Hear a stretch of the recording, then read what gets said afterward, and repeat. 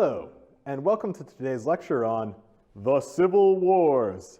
I'm your professor, Dr. Rob Steffen, and today we're going to see what happens when Caesar makes his way back from Gaul and has to decide what to do next. Do you march on the city of Rome just like Marius and just like Sulla? Or do you disband the army and go back to Rome kind of all alone at the mercy of the Roman Senate? So we're going to go ahead and start by setting the scene, figuring out how we got here. From there, we're going to take a look at Caesar's decision at the Rubicon River. Then we'll see Caesar fighting against his former friend Pompey before he embarks on his own kind of world tour. And finally, we'll see his end on the Ides of March in 44 BC. So let's go ahead and set the scene. The story, of course, begins way before the city of Rome ever existed, and for hundreds of years, the Italian peninsula was kind of comprised of a bunch of different local tribes. The most powerful and the most successful and the most sophisticated and complex, of course, were the Etruscans. And when the city of Rome was founded in 753 BC, it's the Etruscans who are actually kind of a little bit more powerful than they are. So 753, Romulus founds the city, and for 250 years, Rome is ruled by a series of 7 kings. And while they start out as pretty good dudes, they end up as not pretty good dudes, especially with Tarquin the Proud, the last Roman king.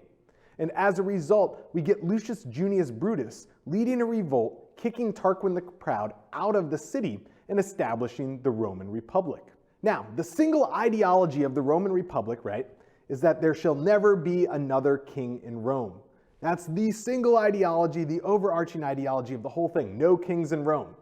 At all points in time, at the highest office, the consulship, you've got to have 2 people ruling, and they're only supposed to rule for 1 year, so that even if you get a bad apple, A, it's balanced out by the other person, and B, they'll be out of office before they can do too much damage.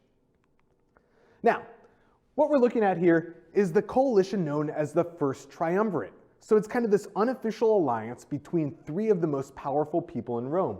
Marcus Licinius Crassus, the richest man in the Roman world, Pompey the Great, one of the most decorated kind of military leaders in the ancient Roman world, and of course the young Julius Caesar kind of making his way up into the Roman world. And each wants something different. Crassus wants prestige, which thus far has avoided him. Caesar wants power, and Pompey wants land for his veterans. He's kind of coming towards the end of his military career, and he wants to be able to settle those who have served him. Now, after Caesar's consulship, he ends up getting a proconsulship, think of it as like a military governorship, in the region of Cisalpine Gaul and Gallia Narbonensis. And so this is the region that we're looking at in red right here. And he's allowed to have an army in this region to do what he needs to do to govern it. Now what we see is we see him kind of, well, maybe make up or state at least the justification that tribes in this other part of Gaul are giving these Roman areas quite a bit of problems. And so in 58 BC, he crosses the Alps over into what we call Transalpine Gaul, and then over the next 7 years, he ends up going on these series of expeditions, fighting a large number of battles and killing something like 1 million Gauls and enslaving 1 million more. And so by the end of this, Caesar has killed like 1 million Gauls, he's enslaved 1 million more, something like 1/3 of the population has been displaced. He's been the first Roman general ever to set foot across the Rhine River into Germany, and he's been the first Roman general ever to cross the English Channel into Britain.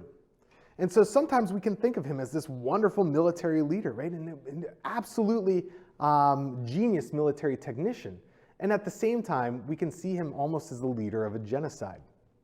Now, Vercingetorix, the last leader of the Celts at one of the Arverni tribe, he ends up being shipped off to Rome to rot in prison, waiting for Caesar to come back and celebrate his triumph. So, what does Caesar do after winning the battle against the Gauls? Well, he's got a problem here. So the Senate, the kind of pro-optimate Senate, doesn't like him very much. They say that A, his wars in Germany and in Britain were illegal, right? He definitely never had the command to go do that. B, a lot of them will say that even the Gallic Wars themselves, being on the other side of the Alps, that was illegal, right? He never had the official command to do that. And they want to make him an enemy of the state. And it's only his former general, the tribune Mark Antony, who's able to veto that and keep him kind of off that list. Now he's got another problem. in order to not be prosecuted, he has to be in a position of power, right? He has to actually have an elected or appointed position. But in order to get that, he's got to get back to the city of Rome. So Pompey had passed that legislation that says you got to be in Rome for the election. And at the same time, Caesar's not allowed to have his army outside of Gaul. His kind of imperium, his power to have this army, ends at the border of Gaul. And so in January of 49 BC, he takes his army to the very southern point of his province that he's allowed to be in. And that right here is in the northern part of the Italian peninsula at the Rubicon River. And he's got to decide, A, does he go back to Rome at all? B, if he goes back to Rome, does he bring his army or does he leave them there? And again, if he brings his army, he's definitely doing something illegal. And if he doesn't bring his army, it's very likely that he'll be locked up and thrown in prison, or much worse. So in January of 49 BC, Caesar decides to take his entire army, right, take his legion, and march across the Rubicon River into Italy. And as he does this, he says, "Alia jacta est," the die is cast. There's no crossing back now. So when the Roman Senate gets word that Caesar's crossed the Rubicon, they do indeed declare him an enemy of the state. But they're really not in a great position right now. So one, the Senate believed that the people would basically revolt against Julius Caesar, that the people would believe, hey, he's not doing the right thing by the Republic, we should oppose him. And that turns out not to be the case. The people love Julius Caesar. The second thing they believed is that Pompey could get his legions back to Rome. But Pompey's legions are stuck out in Spain, and there's no way that they can get over there quickly enough. And of the few legions he does have, some of those used to work for Caesar and are still loyal to him. And third of all, the Senate believed that things would just take a lot longer, that it would take Caesar longer to get to the city, and he is moving faster than they ever could have imagined. Now, along the way, one of the things Caesar's known for is granting what in Latin we call clementia, clemency or mercy. And so anybody who basically defects from the senatorial cause to Caesar's side of things, he says, excellent, right? No punishment for you. Come on over. The getting's good over here. And so because of this kind of way of dealing with people, it really incentivizes people to come over to his side rather than put up a kind of violent resistance. One of the other things, though, even though this is kind of more merciful than what we see with something like Sulla's prescriptions, is that it's awfully embarrassing for the senators, right? To be kind of granted clemency by Caesar is, well, it's better than death, but it's still a little bit embarrassing. So Caesar's in Italy, and now he's going to face his old friend and his new rival, Pompey the Great. So when Caesar gets to Rome, a couple things happen. One, he got there so quickly that the senators have to flee. All right, so those opposing Caesar have to leave the city of Rome. First, they go down to Naples, right, the Bay of Naples, and then they set sail for Greece over here. But Caesar's got four things going on. He's got this kind of chaos in Rome. He's got one of his former generals has defected and gone over to Pompey. He's got Pompey's legions out in Spain, and then Pompey himself is over in Greece or Macedonia, all right? Now, what Caesar does is he first settles Rome. So he goes ahead and he installs his own magistrates to rule the city and to rule Italy. So he gets his people in place. The second thing he does there is he takes control of the treasury. So he's got the money and he can go ahead and fund his legions and fund his troops. And then he starts to head abroad. And so this is the order he takes care of things in. He starts by taking care of business in Rome. Second, he goes and he tries to take care of this former general of his that is flipped. That general actually runs away to join Pompey. Third, he goes out to Spain, and he deals with Pompey's legions before dealing with Pompey himself. And the famous kind of phrase that Caesar was said to have spoken here is that he's going to meet an army without a leader, these guys, and he shall return to meet a leader without an army, this guy. So, after dealing with Pompey's legions in Spain, he ends up heading out to Macedonia to deal with Pompey himself. And the first battle we get is the Battle of Darrachium in 48 BC. And here, once again, we see Caesar's method of siege warfare. So Pompey's on the interior here, and what Caesar does is he tries to basically lock him in there and basically starve everybody out. Now, one of the things is that Pompey's able to see what's going on, and he's able to break out of this wall that Caesar's building. And so Pompey gets the upper hand, and they're outnumbering Caesar like 4 or 5 to 1 at this point. But what ends up happening is Pompey's troops spend all their time kind of looting rather than trying to chase down and kill Caesar. They basically think Caesar's done at this point. But Caesar's not done, all right? Caesar retreats to the site of Farsilis, all right? So he moves from Darrachium to the site of Farsilis, but by no means are things over. So Pompey and his troops finish their looting, and then they head down to meet Caesar at Farsilis in kind of the southern part of Macedonia. Now, the Battle of Farsilis takes place in 48 BC, and this is the decisive battle between Caesar and Pompey. And at this battle, Caesar's infantry are outnumbered something like 2 to 1, and Caesar's cavalry are outnumbered by something like 5 to 1. And so it's easy in hindsight to think, oh, well, of course Caesar won, right? He's Julius Caesar. That's what he does, is he wins. But when we actually look at the kind of setup for this battle, right, by no means should he have been winning. And so what ends up happening is he allows Pompey's cavalry to kind of charge forward, all right? Pompey wants to end things quickly. He sends out his kind of most experienced, most elite cavalry. The Romans put up a defense. And what Caesar has done is he has basically hidden a group of his elite infantry out here, all right? So they're kind of hiding in the marshes, they're hiding under these reeds, that sort of thing. And when Pompey's cavalry end up engaging Caesar's forces, he unleashes this elite group of infantry, able to attack them from the side and break Pompey's cavalry before he's ever able to get the upper hand. Now, Pompey basically, well, he doesn't have a good look here. Even though his troops are losing the battle, right, the courageous Roman would stand by and fight near his troops. Pompey, on the other hand, runs away from the battle. He gets on a ship and he sails out to Egypt. Now, it turns out that this doesn't work out very well for him either. Egypt's in the middle of a civil war at this point between Cleopatra VII and Ptolemy XIII. And it's one of Ptolemy's troops who ends up capturing Pompey when he lands on Egyptian shores. And Ptolemy XIII thinks, this is awesome, what a windfall, right? Now I've got a way where I can kind of get on Julius Caesar's good side. I'll just go ahead and hack off Pompey's head, send him the head, say that I've killed Pompey, and Caesar will love me for it. Now, it turns out that Caesar, right, the grantor of clemency, does not love Ptolemy XIII for this. When he finds out that Pompey's been killed by these Egyptian forces, he actually laments this, right? He says, I've lost a wonderful friend. And that might be a bit of an exaggeration, right?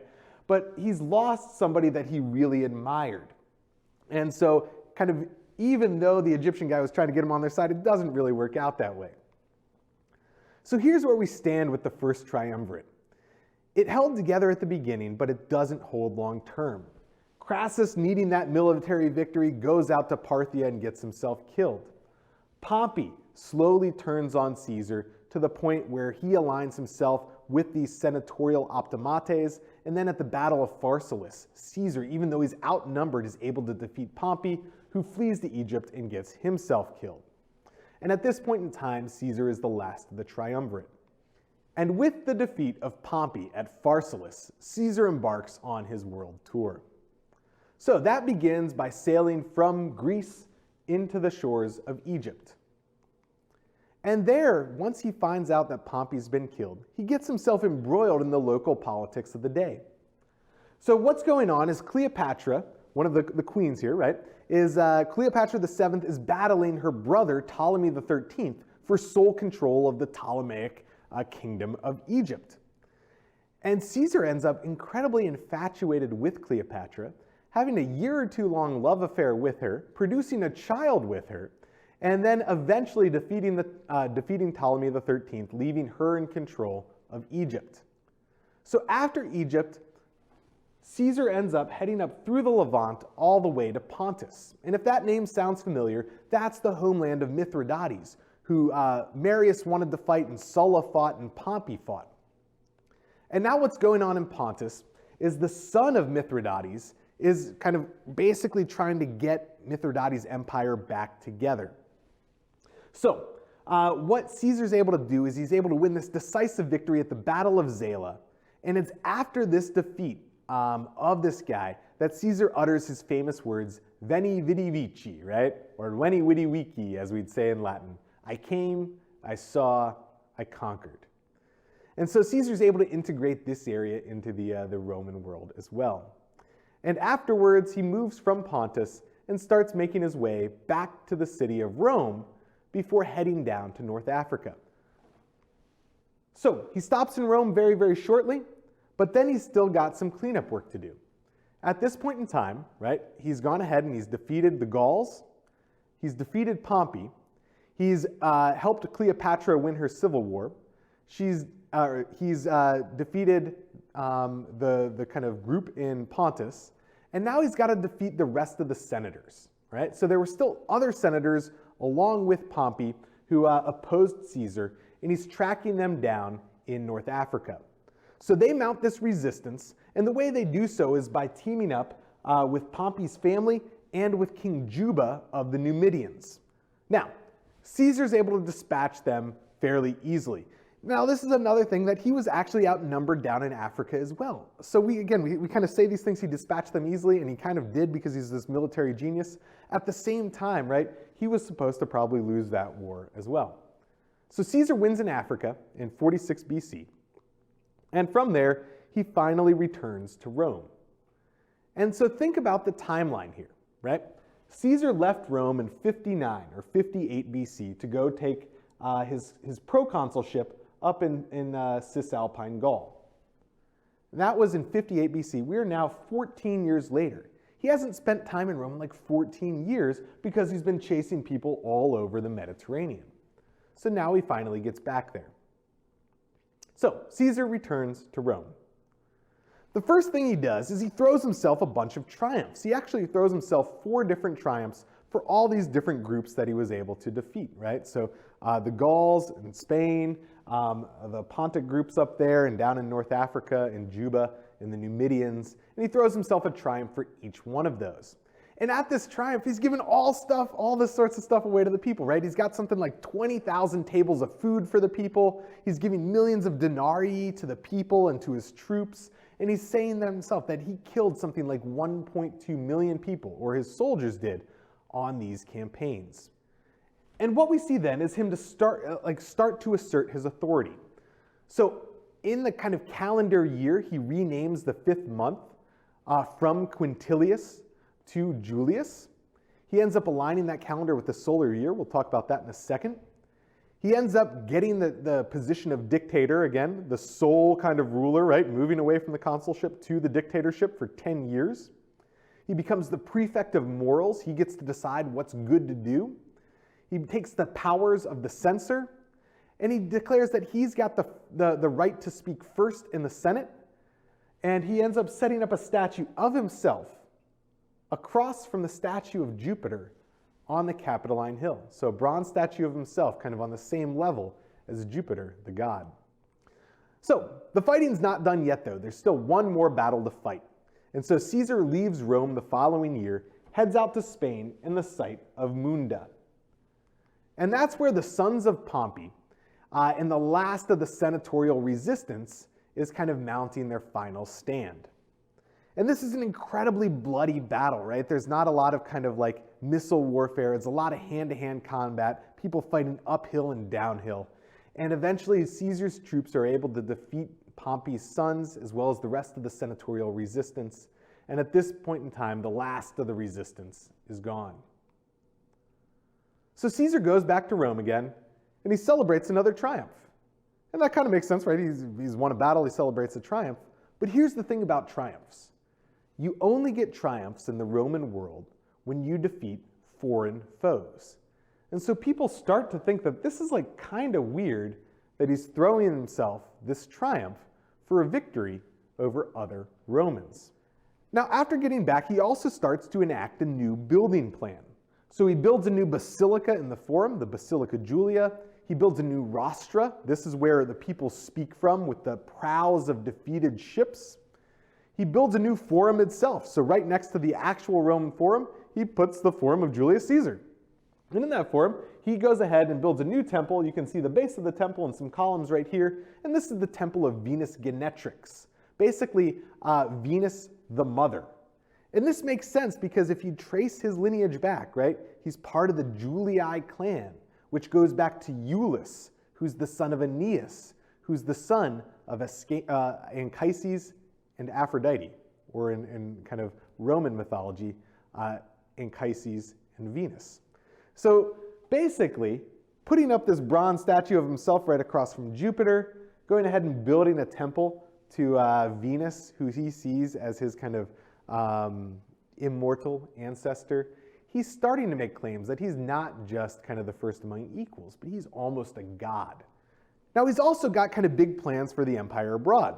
He goes ahead and starts founding, or at least planning to found, something like 20 different colonies. His plan, too, is to give citizenship to soldiers that fought for him. And it kind of doesn't matter where the soldiers are coming from, right? Even if they came from Gaul or something like that, if they're Roman soldiers fighting for Caesar, he's going to give them citizenship. Coinage starts as well, right? So we've actually had coinage for a long period of time now, but Caesar mints more coins than ever before. And this makes sense too, because you've got to have these coins in order to pay your army. But he does do a couple things different. First of all, he's the first person to produce a gold coin, the aureus, all right? And the second thing he does is he is the first person to put the face of a living person, himself, on a coin. So people had been on coins before, but it was always people who had already died. And so Caesar now puts a coin of himself, right, of his living self on Roman coinage. He also changes the calendar, right? So I mentioned that he changed the 5th month from Quintilis to Julius, right, which we now still have as July. He also ends up kind of shifting the way the whole calendar works. So the old calendar was based on the moon and had 355 days. This new calendar is based off the Egyptian calendar. It's based on the solar year. It's got 365 days, and it begins in January. The old one began in March. And one of the things that we see in this calendar is that they kind of approach it in a different kind of way. There are kind of 3 main dates for each month, and then you count backwards the days from each of those kind of main dates. And one of those main dates is the Ides. And what we're looking for here, or what we're looking at here, is the Ides of March. And one of the weird things is the Ides actually falls on different days in different months. So sometimes it's the 15th, sometimes it's a little bit earlier on the 13th. But in March, it's on the 15th. And this is one of the traditional days for celebrating some different religious festivals, as well as for settling debts. So let's look at the Ides of March. So when Caesar's in Rome, right, he's starting to act not just like kind of the most powerful person, he's starting to act like a king.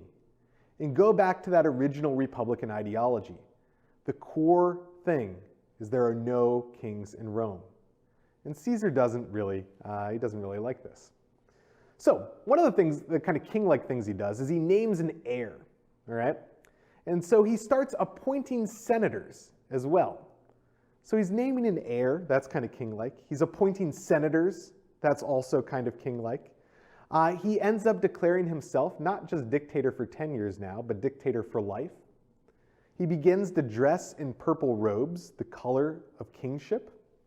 And then he even tries to have himself crowned. And we'll talk about that in just a second. At one point in time in the Roman Forum, Caesar's up there, and he has his general, Mark Antony, try to place a crown on his head. And it's really interesting to think about what this could be for. What's the purpose of this, right? On the one hand, right, Caesar declines this. He says, no, I don't want the crown, okay? And so you could make the argument that Caesar's doing this as a message to the Senate and to the people that he does not want to be king, right? That, yeah, he's the most powerful person, but he's not the king, right? That's the kind of message, I'm not the king. On the other hand, right, this is done twice. And each time he kind of waits for the reaction from the crowd, hoping, or perhaps hoping, that maybe they'll be like, take the crown, right? We want you to be our king. And so it's interesting to kind of debate this point. whether it marks a period where Caesar's saying, no, I don't want to be king, or whether he's trying to test whether he can get away with actually being crowned the new king of Rome. Either way, we see things have come very, very far from that original Republican ideology that there are no kings in Rome. So, the Ides of March, March 15th, 44 BC. The senators plot to assassinate Caesar. They think he's got too much power. But timing is really important here because he's going to leave in 3 days for a campaign against the Parthians. So he's going to be on the other side of the Roman world, at the very, very borders of the Roman world. They can't get to him there. And so this has got to happen very, very quickly. And Caesar's been warned about this day. So previously, a seer had told Caesar to beware the Ides of March. And Caesar's walking to the Senate meeting on this day. And he sees that same guy, and he kind of laughs at him, and he says, like, oh, you know, the Ides of March are here. I'm totally fine, right? And the seer looks at him and says, right, the Ides have come, but they have not yet gone. And on that same day, we actually get Mark Antony, Caesar's general, who learns of the assassination plot against him. And Antony tries to get to Caesar to warn him, but the Senate basically purposefully blocks this and doesn't let Antony reach Caesar. And so Caesar makes it to this Senate meeting. And basically, this is a standard kind of Senate meeting that takes place in the Curia, in the Theater of Pompey, right? So the Theater of Pompey is this large kind of complex, and part of that complex is a Senate house. And so kind of ironically, this is all taking place right below this kind of statue of Pompey the Great holding the world in his hands. And one of the senators brings to him some type of legislation for him to look at, right? And then as they're looking at it, the senators pull out their knives, and each of them stab him to death. Something like 23 stab wounds in the end. And it was really important that everybody contribute to this. And most of all, it was important that one of the senators, a guy by the name of Marcus Junius Brutus, one of Caesar's good friends, also participate. And thus Caesar's last words, "Et tu, Brute," right? Even you, Brutus. And it's tempting to think that he's asking this, right? Because he's such good friends with him. And that's why it was so important that Brutus contribute. But it's really important that Brutus contributes for another reason. If that name sounds familiar, right? Marcus Junius Brutus, it's because it's his great-great-great-great-great-great-great-great-great-great-grandfather who was Lucius Junius Brutus. And remember, it was Lucius Junius Brutus who kicked out the last king of Rome, Tarquin the Proud. And so it's very, very symbolic that Marcus Junius Brutus, right, the great-great-great-great-great-grandson of Lucius Junius Brutus, participate in getting rid of this new king-like character. And at the end, it was rumored that he said, "Sic semper tyrannis," right? And so it will always be, right, with kings. And so it will always be with kings. They will always die. Now, one of the kind of crazy things is we know where all this happened, right? It happened in the complex of the Theater of Pompey at the Senate House, or the Curia. And here in this model of Rome, we can see the Theater of Pompey right here. We can see this kind of additional complex attached to the back of the theater. And then we can see these temples out in front. And it's this building right here that is the Senate House, or the Curia. And the crazy thing is that we have the archaeological remains of this. So you can kind of see how these temples, these are the bases of temples out front, match up with the 4 temples here, right? So you can see the round temple that's right in front of it, and then you can see these other rectilinear temples mapping right on to what we're looking at here. In modern Rome, this area is known as Largo Argentina, and you can go check it out when you go to Rome. And so it was in the Senate House, right behind this round temple, where Caesar was assassinated. And now one of the kind of crazy things is that they've turned this little area into a cat sanctuary. So I kind of like that, right? So one of the greatest military leaders, or a kind of leader of genocide, however you want to perceive him, he's assassinated by the senators of Rome in 44 BC. And 2,000 years later, that same location has become a cat sanctuary. So, a few concluding thoughts here, right? Caesar ends up coming back from the Gallic Wars and chasing down all the senators who thought he had too much power. One of the interesting kind of questions, just like we had with the Gallic Wars, right? Is he a military genius, or is he a leader of genocide? We get the same kind of thing here. We ask ourselves this question: did he want to be king, right? He was trying to be crowned, but refusing it. Did he want to be king? And if so, kind of when did he make that decision? And one of the other things to kind of think about is, let's say there was no Julius Caesar at all. Or let's say that the Senate had been able to defeat him at Farsilis, or in Utica in Africa, or something along those lines. If there was no Caesar, would we end up with the same kind of political evolution that we did, right? Basically, would the Republic have fallen if they were able to defeat Caesar? And ultimately, what's his legacy, right? Is he a heroic leader of the people?